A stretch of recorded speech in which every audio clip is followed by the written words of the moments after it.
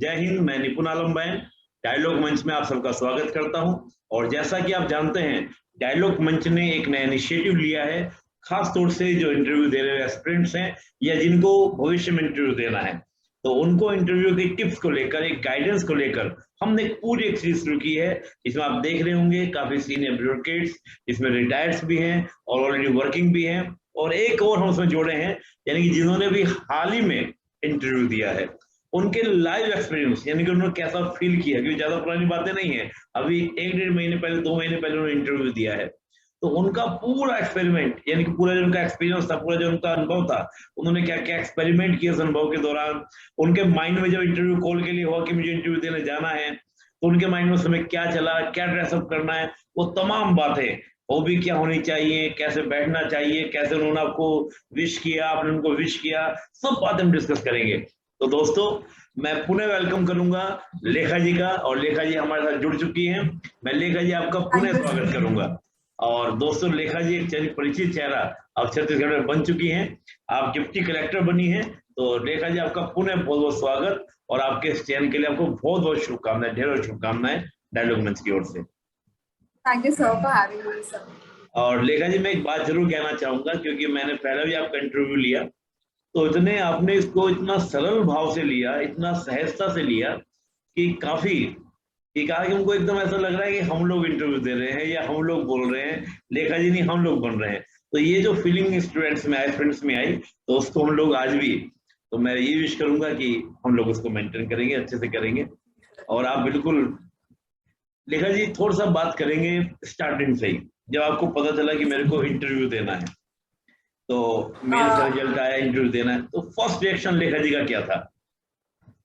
Sir 14 अगस्त को mains का result आया था। तो जैसे मैंने आपको बताया था, मुझे एक्सपेक्टेड नहीं था कि मेरा सिलेक्शन होने वाला है। फिर मैंने देखा और मेरा नंबर था, तो फिर सबसे पहले तो मैं बहुत खुश हो गई थी। फिर उसके बाद टेंशन हुआ कि अब करना क्या है, क्योंकि मुझे तो कुछ नहीं पता था, मैंने एक्सपेक्ट नहीं किया था और इंटरव्यू का प्रोसीजर बिल्कुल भी नहीं पता था।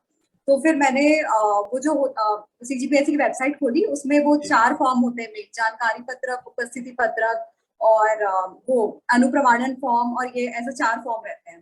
तो मैंने सोचा कि सबसे पहले ये भर के रख देते हैं ताकि टेंशन खत्म हो जाए। तो शुरू के 2 दिन तो मैंने यही किया, अपने जो भी इसके रूल्स होते हैं उसके हिसाब से भर दिया। उसके बाद सर मेरा इंटरव्यू 1 महीने बाद था, ऑलमोस्ट 1 महीने बाद था। मेरा इंटरव्यू था 15th ऑफ लास्ट मंथ, सितंबर, 15 सितंबर को था। तो मेरे पास 1 महीने थे सर। तो टाइम ज्यादा होता है ना, तो हम लेजी भी उतने ज्यादा हो जाते हैं। तो मैं बहुत धीरे धीरे मैंने प्रिपरेशन की थी। तो मैंने अपने इंटरव्यू के 5 पार्ट्स में डिवाइड किया था। पहला मेरा बायोडेटा हो गया। बायोडेटा में आपका नाम, आपका डिस्ट्रिक्ट और जो भी बैकग्राउंड है उसके बारे में हम डिटेल में बात करेंगे, तो वो सब हो गया। उसके बाद मेरा बैकग्राउंड, जैसे मेरा बैकग्राउंड लॉ था, तो मैंने सोचा कि ग्रेजुएशन के सब्जेक्ट्स रिवाइज करने होंगे, तो वो सेकंड पार्ट हो गया। तीसरा हॉबी हो गया। हॉबी में कुछ भी हो सकता है, मैंने बैडमिंटन लिखा था, तो उसके बारे में थोड़े अवार्ड्स हो गए और साइना नेहवाल ये सब के बारे में पढ़ने के लिए मैंने थर्ड पार्ट बनाया था। और sir current affairs fourth part हो गया। और सिचुएशनल क्वेश्चन की अगर डीसी प्रेफरेंस में डाला है तो डीसी के क्या काम होते हैं, सिचुएशन कैसे हैंडल करना है, ये सब मैंने फिफ्थ पार्ट रखा था। तो सर अकॉर्डिंगली मैंने हर सब्जेक्ट में ऐसे 5-5 दिन का नहीं 3-4 दिन देख के मैंने प्रिपरेशन की थी सर। बहुत बढ़िया। तो यानी कि पूरा हम देखें तो 1 महीने का आपको टाइम मिला, तो आपने उसको पहले तो लेजी बन रहा, लेकिन बाद में उसको आपने पार्ट वाइज डिवाइड कर तैयारी किया। चलिए हम बात करते हैं जिस दिन इंटरव्यू था उससे पहले दिन की बात करते हैं, यानी कि इंटरव्यू जैसे आपका 15 सितंबर को था, तो 14 सितंबर की शाम को या पूरा दिन क्या माइंड में चल रहा था, और नाइट में जब सो पाए नहीं सो पाए, थोड़ा बेसिक से बताइएगा, बड़ा अच्छा, क्योंकि एक लाइव एक्सपीरियंस जो होता है ना कि एकदम वो अभी आपने फील कर आई है। हम लोग बात करेंगे तो हमारी बहुत 10 साल पुरानी बातें हो चुकी हैं, लेकिन आपके लिए एकदम लाइव एक्सपीरियंस है, थोड़ा बताइए उस दिन क्या चल रहा था 14 सितंबर को।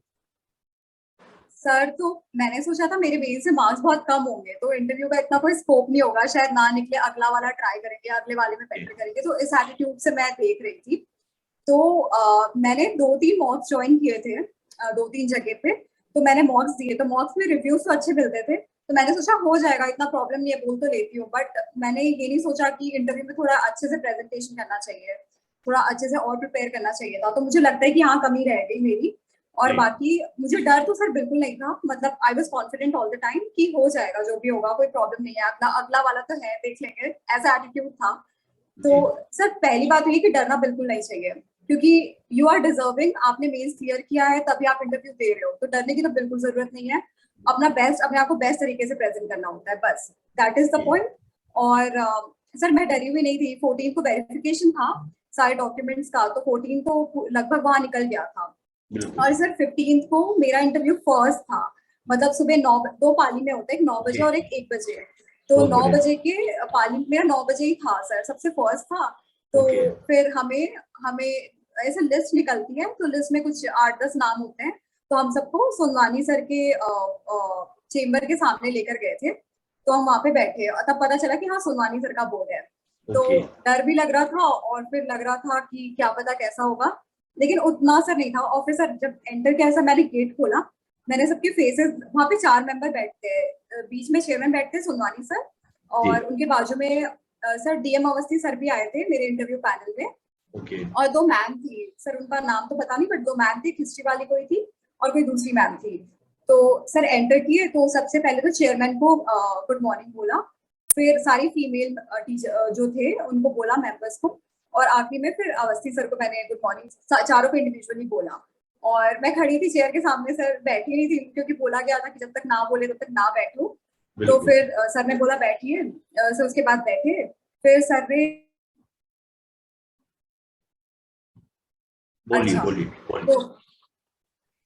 तो सर ने कंफर्टेबल करने के लिए पूछा कि छत्तीसगढ़ में कहाँ गए हो। तो मैंने बोला मैनपाट गए हैं, बस्तर गए हैं, ये वो बोला। तो सर ने पूछा मैनपाट में कहाँ गए हो, तो मैंने बताया मोनास्ट्री गए हैं, यहाँ वहाँ। फिर सर ने मेरा निवास प्रमाण पत्र जांजगीर चांपा का है और मैं निवासी रायपुर की हूँ। तो सर ने वो पूछा कि ये अलग अलग क्यों है, तो मैंने बताया कि दादाजी का घर वहाँ पे था, तो ये सब बताया। फिर सर ने मुझे पूछा कि कोई छत्तीसगढ़ की कोई एक स्कीम अच्छे से जो भी बता सकते हो बताओ। तो सर यहाँ पे मेरी गलती हो गई, मुझे नरवा गरवा बोलना चाहिए था, जो कि मुझे काफी अच्छे से आता था। मैंने पता नहीं क्यों राजीव गांधी किसान न्याय योजना बोल दिया, तो उसके फैक्ट्स मेरे मिक्स हो गए, 2-3 स्कीम के मिक्स हो गए, तो वो मैंने अच्छे से नहीं बोला, जबकि बहुत अच्छा अपॉर्चुनिटी था कि मैं अपने हिसाब से बोल सकती थी। तो आई वुड सजेस्ट कैंडिडेट्स की अच्छे से स्कीम, ये 1-2 तो अच्छे से याद करते जाए। तो ये पूछा सर ने। फिर सर ने टोका भी कि आप गलत बोल रहे हो शायद, तो फिर मैंने अपने आप को करेक्ट किया। तो आई थिंक यहाँ से मेरा थोड़ा सा डाउनफॉल होने लगा इंटरव्यू का। और फिर उसके बाद एक मैम थी, तो वो हिस्ट्री की मैम थी, तो उन्होंने मुझे हिस्ट्री के फैक्चुअल क्वेश्चंस पूछे 2-4, एग्जैक्ट तो याद नहीं, बट मैंने आंसर कर दिए थे सारे क्वेश्चंस। फिर एक और मैम थी, वो करंट अफेयर्स के क्वेश्चन पूछ रही थी, तो उन्होंने मुझे तालिबान इशू के बारे में पूछा, ये पूछा कि उसका इंडिया पे क्या इफेक्ट होगा, तो जब मैं पढ़ कर गई हुई थी तो मैंने सर बता दिया वो। और मैम ने और क्या पूछा, और हाँ गुरु घासीदास जी के बारे में पूछा, उनकी शिक्षाओं के बारे में पूछा, तो मैंने वो बता दिया, पढ़ कर गई थी सर। और फिर डीएम अवस्थी सर की टर्न आई, तो अब मैं लॉ वाली हूँ, तो सर ने ऐसे बोला वकालत करते क्या ये सब में आ गए हो, कोई पैसा नहीं है यहाँ पे, क्यों आए हो। तो मैंने बोला नहीं सर, हमेशा से यही मन था करने का, तो मैंने ऐसा रिप्लाई किया। फिर सर ने बोला कि क्या काम होता है, क्या क्या ड्यूटीज होती है, कर पाओगे कि नहीं, और अगर आप डीएसपी बन जाते हो तो लड़कियों के लिए डीएसपी सही होता है कि नहीं, हैंडल कर पाओगे। तो मैंने बोला हाँ सर कर लेंगे, क्यों नहीं, ऐसा वैसा। फिर सर ऐसे ही कैजुअल क्वेश्चन ही चल रहे थे, फिर एक सिचुएशनल क्वेश्चन सोनवानी सर ने पूछा था, जो एक अच्छा अपॉर्चुनिटी हो सकता था, बट मैंने उसका आंसर अच्छे से किया नहीं, तो शायद मुझे लगता है उसके कारण थोड़े कम नंबर मिल गए। बाकी ओवरऑल बहुत अच्छा एक्सपीरियंस था, और बहुत आराम से, धीरे से, रिस्पेक्टफुली रिप्लाई करने से नंबर अच्छा मिल सकता है। बहुत बढ़िया।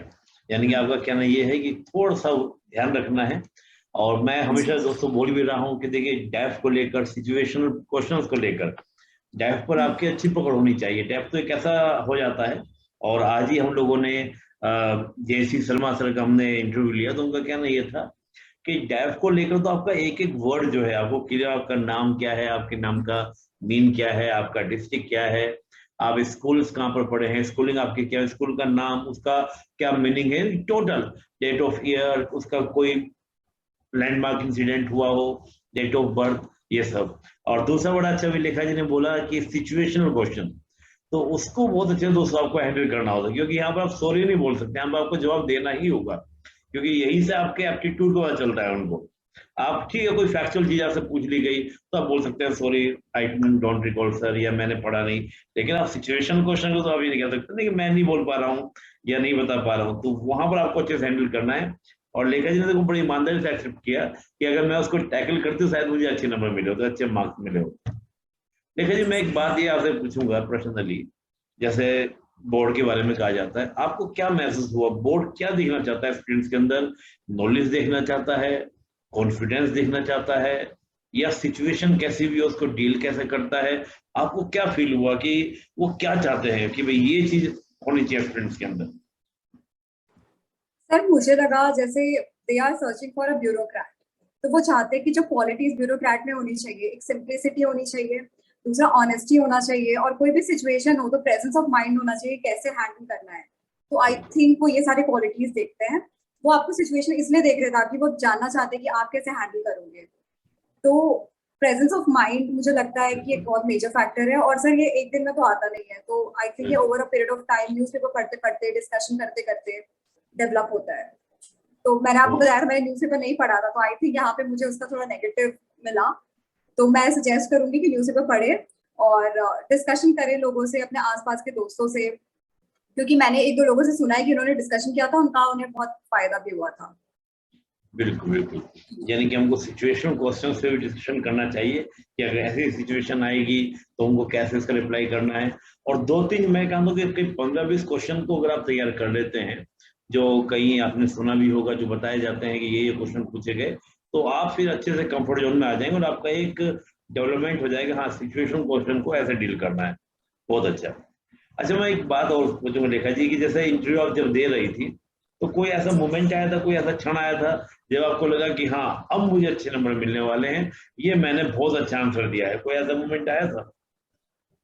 सर मुझे ऐसा लगा था जब मैम ने गुरु घासीदास जी के बारे में पूछा था, तो जी सर मैंने तो वो याद करके, मैं मुझे एक्सपेक्टेड था कि ये क्वेश्चन पूछ सकते हैं, तो मैं याद करके गई थी। और फिर मुझे कुछ 7 उनके साथ शिक्षा है, तो वो 7वां पॉइंट याद नहीं आ रहा था। तो मुझे सडनली वो मन के एक समान ये लाइन याद आई थी, मतलब हर इंसान बराबर होता है। तो मुझे लगा कि मैंने ये लाइन बोली तो उनके फेस पे स्माइल आई थी, तो शायद वो एक अच्छा पॉइंट मैंने बोला था। वो मुझे लगता है वो देखते हैं कि जमीन से जुड़े हुए हैं, वो जानते हैं अपना कल्चर, अपना बैकग्राउंड जानते हैं, वो ये देखना चाहते हैं। तो अगर वैसा कुछ आंसर दे दो या पॉइंट्स बोल दो तो अच्छे मार्क्स मिल सकते हैं। बहुत बढ़िया। यानी कि थोड़ा सा दोस्तों डिफरेंट हो, और जैसे आपके कल्चर की बात आए, आपकी लैंग्वेज की बात आए, उसको मैं बोलते हो तो डेफिनेटली। और मैं मानता हूँ कि जब हम ब्यूरोक्रेट और बहुत अच्छे पदों पे पहुंच जाते हैं तो हमें ज्यादा याद आती है अपना जुड़ाव, अपनी कल्चर, अपनी भाषा। तो वही एक बार को जो लेखा जी बोल रहे हैं कि उनको अच्छे मार्क्स मिलते हैं, ये एक अच्छी बात है। कोई ऐसा मोमेंट आया हो जहाँ पर आपको लगा कि अब इंटरव्यू खराब हो गया है, अब मुझे अच्छे मार्क्स मिलने वाले नहीं है? कोई ऐसा प्रश्न या कहीं ऐसा मोमेंट आया था? सर आपको बताया मैंने, सर वो जो सिचुएशन क्वेश्चन था ना, तो सर वो मैं सुन के मेरे को लगा कि मैं बोल दूं कि सर नहीं बता सकती, नहीं पता, बट वो बोल नहीं सकते, तो मैंने हैंडल करने की कोशिश की, बट वो हो नहीं पाया। तो तब मुझे लगा कि शायद इंटरव्यू बहुत खराब गया है। और जब मैं इंटरव्यू से निकली तो मैं तो मेरे बाजू में जो बैठे थे जो नेक्स्ट थे इंटरव्यू में, तो मैंने उनको बोला कि मेरा इंटरव्यू बहुत खराब गया है। तो मतलब आई वाज लाइक कि हाँ गंदा गया, मुझे समझ आ गया था। तो बहुत तब मुझे बढ़िया, समझ आया था सर। बहुत बढ़िया। हाँ, लेखा जी आपने बड़े अच्छे से बताया कि सिचुएशनल क्वेश्चन को आप अच्छे डील नहीं कर पाए। तो मेरे मन के अंदर उत्सुकता हो रही है, मैं ये पूछ लूं कि क्वेश्चन क्या था, अगर आप शेयर करना चाहें, कुछ भी याद आ रहा हो, थोड़ा बहुत याद आ रहा हो तो बता दीजिए, ताकि एक एस्पिरेंट तैयार कर सके इंटरव्यू के लिए। क्योंकि अब आपको तो इंटरव्यू देना नहीं, आप तो डीसी बन चुके हैं, तो औरों के लिए जी लाभकारी हो सर। जाए।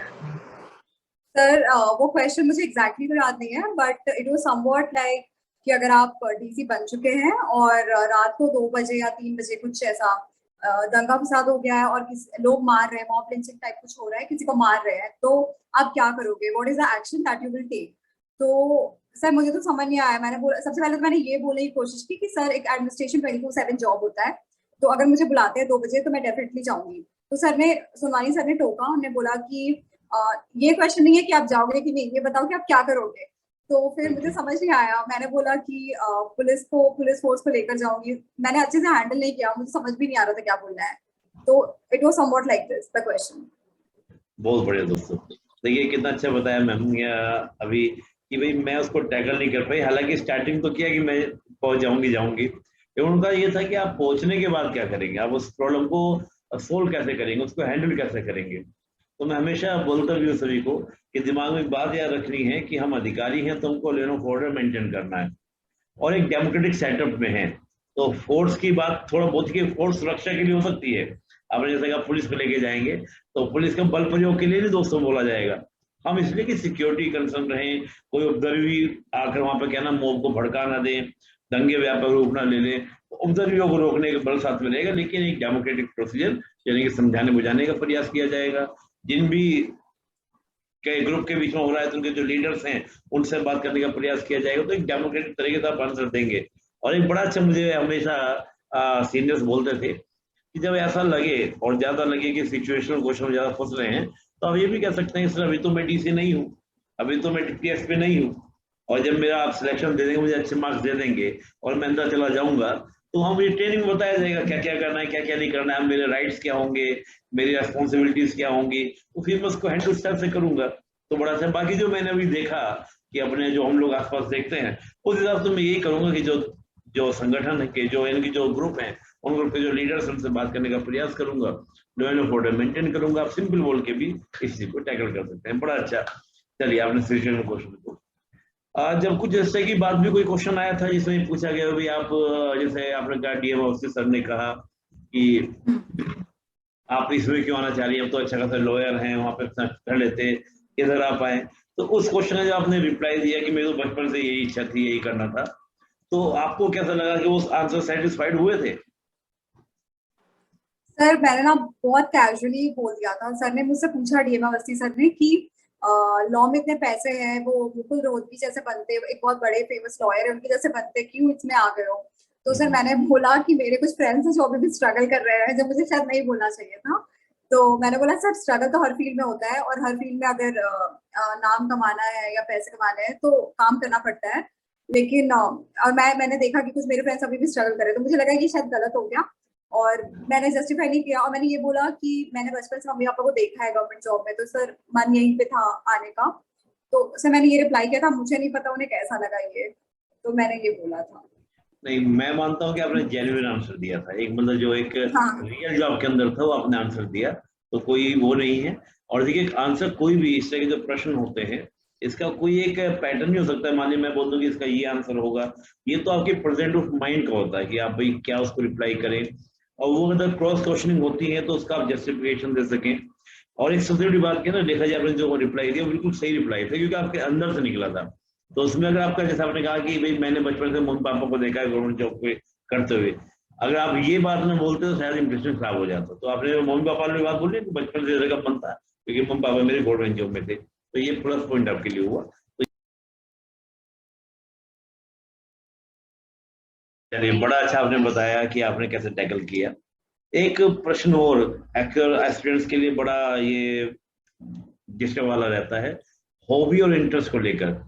बहुत से एस्पिरेंट्स जो हैं वो इसमें कंफ्यूज रहते हैं कि हम हॉबी क्या लिखें, और कई बार क्या होता है हॉबी नहीं भी होती तो जरूरत से लिखने का प्रयास करते हैं या कुछ ना कुछ तो लिखना है।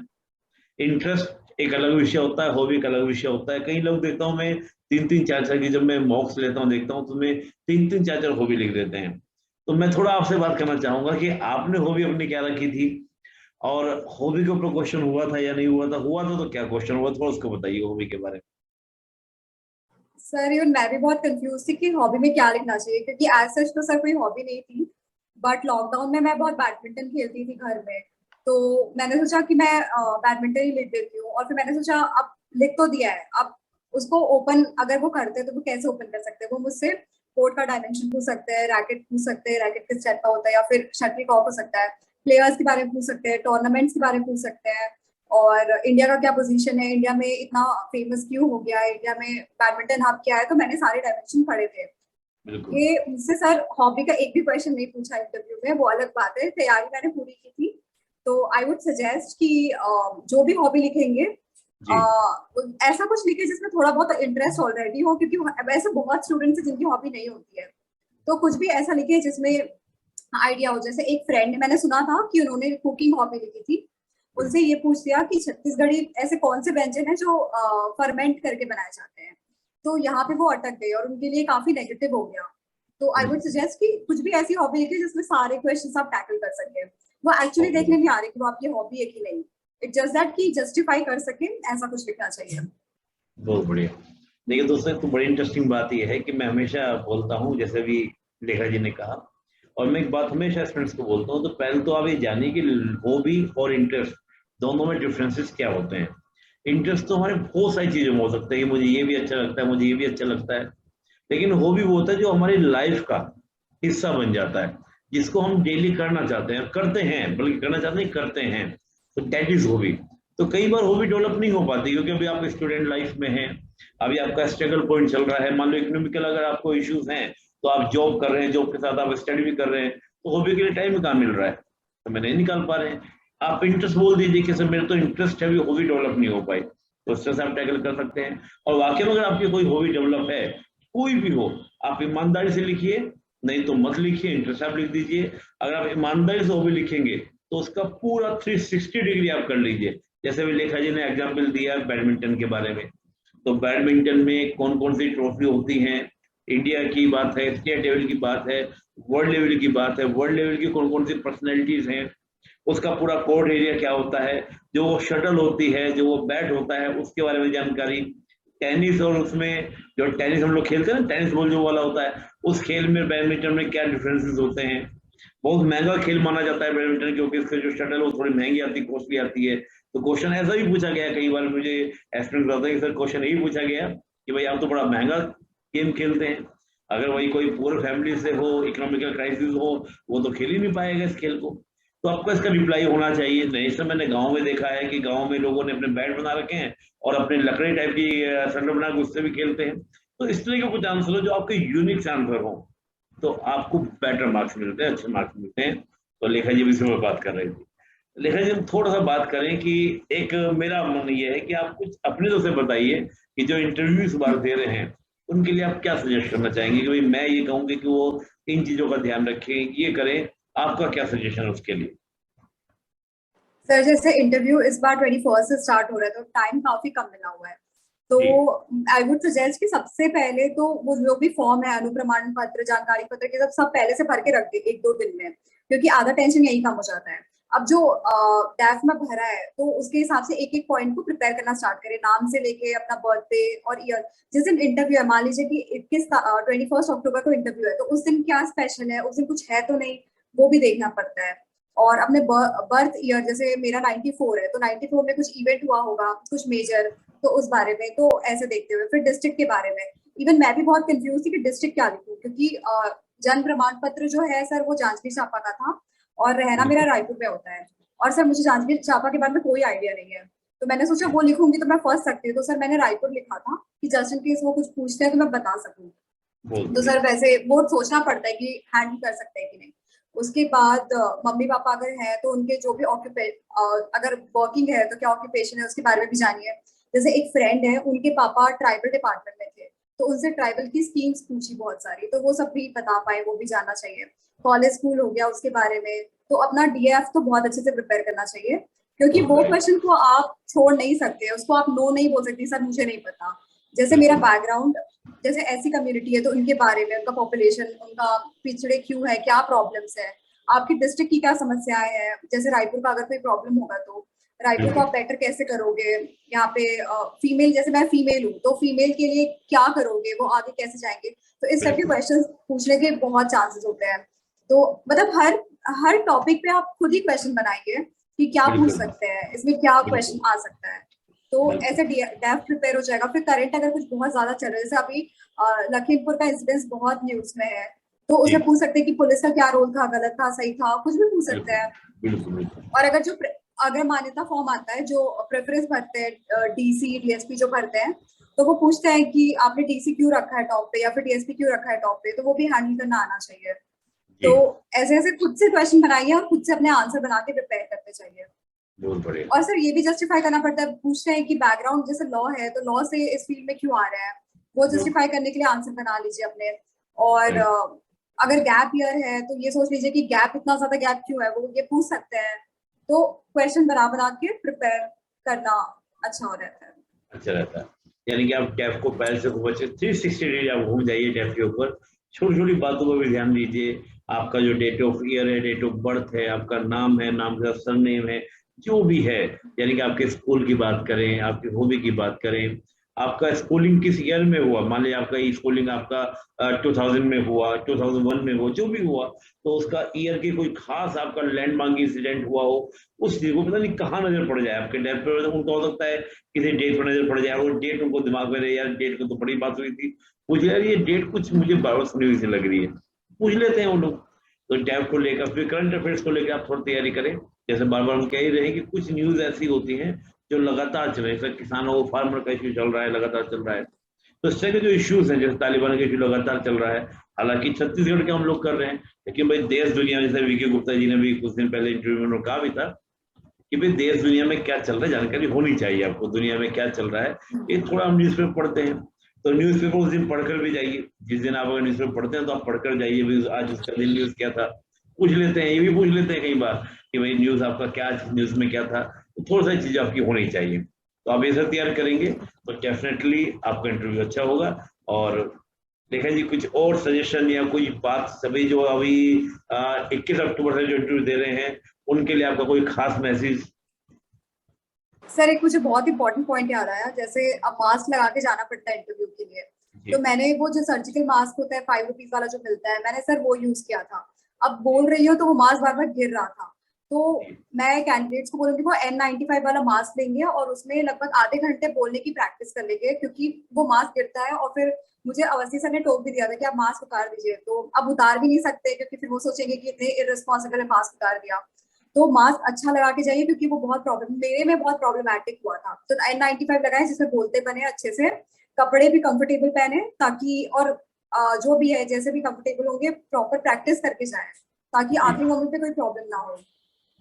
आपने बड़ी अच्छी बात बोली। देखिए ये तो मार्क्स वाली बात तो बड़ी इंटरेस्टिंग बात बोली कि उसको आप कंफर्टेबल जिसमें उसको लगा के जाएं, और सबसे बड़ी बात है प्रैक्टिस भी कर कर जाइए। अभी आपने बड़ा इंटरेस्टिंग बोला ड्रेसअप, ड्रेसअप को लेकर, ये भी सभी एस्पिरेंट्स के अंदर बड़ा, और आपके लिए भी रहा होगा कि क्या मुझे ड्रेसअप करना है। गर्ल्स के लिए तो और भी ज्यादा कि साड़ी, चलो बॉयज के लिए इतना इश्यूज नहीं है कि शर्ट और ट्राउजर डालना है, और शर्ट में भी आपको व्हाइट डालना है या आपको नेवी ब्लू डालना है, 2-3 कलर में अपने लेके आप चले गए।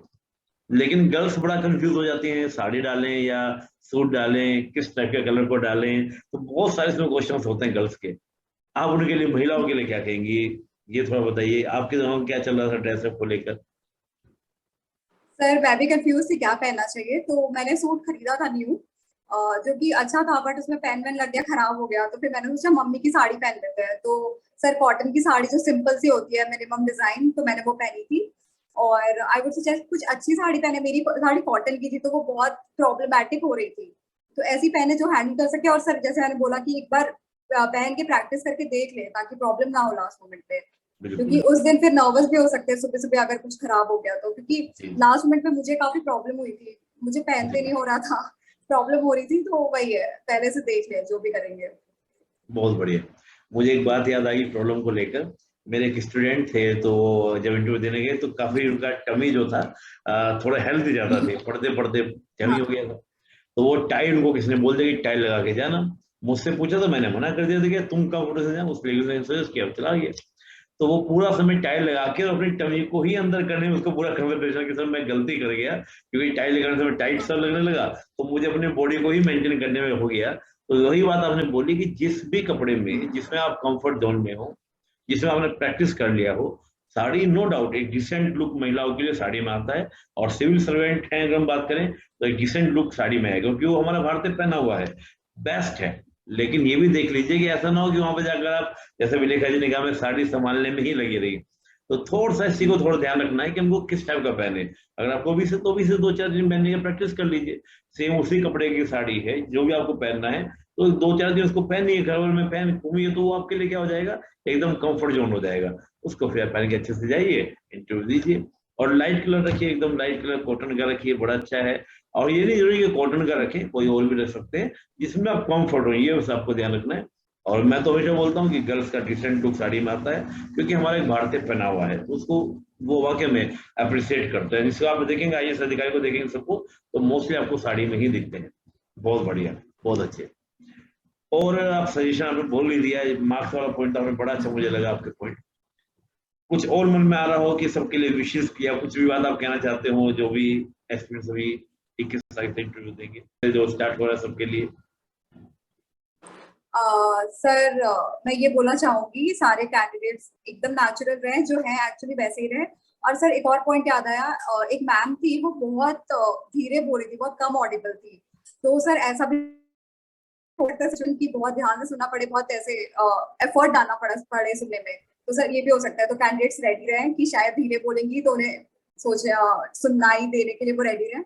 और उसके अलावा सर सबको ऑल द बेस्ट बोलूंगी, एकदम चिल होके जाइए, कोई लोड नहीं है, अपने आप को प्रेजेंट करिए जितने अच्छे से कर सकते हैं। आपके पास सिर्फ आधे घंटे हैं, 20 से 30 मिनट है, उसमें आपको जितने अच्छे से आप अपने आप को प्रेजेंट कर सकते हैं कॉन्फिडेंटली करिए, क्योंकि ये बार बार चांस मिलता नहीं है। और you've earned the interview, just know that you've earned the interview और अपना बेस्ट करिए सर। ये बहुत बढ़िया। अभी आपने जो बात बोली वो कि कम मैम जो थी कम ऑडिबल हो रही थी, उनको मैं कम सुन पा रही थी, तो आपने उसको मैनेज कैसे किया? बहुत कंसंट्रेशन से सुना या कैसे आपने उसको मैनेज किया? सुन पा रहे थे अच्छे से? सर एक मैम थी जो हिस्ट्री के क्वेश्चंस पूछ रही थी, तो मैंने मैम को एक बार sorry ma'am can you please repeat ऐसा मैंने बोला था, तो मैम ने रिपीट किया। उसके बाद से मैं बहुत ध्यान से सुन रही थी, मैं ऐसे आगे झुक के कि यस मैम एकदम ध्यान से, तब मुझे सुनाई पड़ा। तो ऐसा सिचुएशन भी हो सकता है। कई बार बोर्ड में ये भी हो जाता है ना कि वो ऐसा लगता है कि शायद वो इंटरेस्ट नहीं ले रहे हैं कोई भी, चारों मेंबर बैठे हुए हैं, वो अपने किसी एक्टिव पेपर देखने लग गए या कुछ और एक्टिविटी पानी पीने लग गए, तो आपको ऐसा लगा कि जैसे आपको लगा कि शायद मुझे इंटरेस्ट नहीं ले रहे हैं, ठीक है उनको अपना टाइम निकालना है, ऐसा कुछ लगा, फील हुआ था बोर्ड में? सर एक्चुअली मुझसे जो क्वेश्चन पूछ रहे थे, जो इंटरव्यू क्वेश्चन पूछ रहे थे, मैं सिर्फ उनको ही देख रही थी, तो मैंने आजू बाजू देखा नहीं कि बाजू वाले क्या कर रहे हैं। तो हो सकता है शायद वो फोन यूज कर रहे होंगे, ऐसा हुआ है, बाकी लोगों के में हुआ है। तो वो ऐसे करते हैं ताकि आप डिस्ट्रैक्ट हो जाए, या फिर आप सोचे कि ये इंटरेस्टेड नहीं है, या फिर आप थोड़े नेगेटिव हो जाए। बट आपको अपने आप को संभालना है और अपने आप को पॉजिटिव मेंटेन करके चलना है। बहुत बढ़िया। देखिए दोस्तों, एक बड़ा इंटरेस्टिंग बात मैं इसमें जोड़ दूं, क्योंकि लेखा जी ने हालांकि बोला है कि जब आप रिप्लाई करें तो आपका जो इंटरव्यू पूरे बोर्ड के सामने है, तो कई बार ये लेखा जी से शायद मुझे लगता है कि एक चूक भी हुई होगी कि इसको हम लोग कहेंगे सबको एड्रेस करें। हाँ, जिसने प्रश्न किया है उससे ज्यादा आप एड्रेस करें, लेकिन सभी को, सबको आप एड्रेस करें, दिखाएं कि मैं आपको बोर्ड के सामने इंटरव्यू, किसी एक पर्सन के सामने नहीं है। तो ये आपको विजय गुप्ता जी ने सलाह दी थी, और ऑलरेडी जब मैं मौक लेता हूँ मैं तब भी सलाह देता हूँ। लेखा जी तो खैर सलाह देने की जरूरत ही नहीं है, तो लेखा जी औरों को सलाह देंगे, लेकिन ये बड़ी एक अच्छी एडवाइस, सभी को हम लोग क्या करें, एड्रेस करें। उस एड्रेस करने से सभी को लगता है कि हाँ ये हम सबको वैल्यू दे रहा है, तो कोई एक पर्सन को नहीं, ये आप थोड़ा ध्यान रखें। तो लेखा जी आपने बहुत अच्छा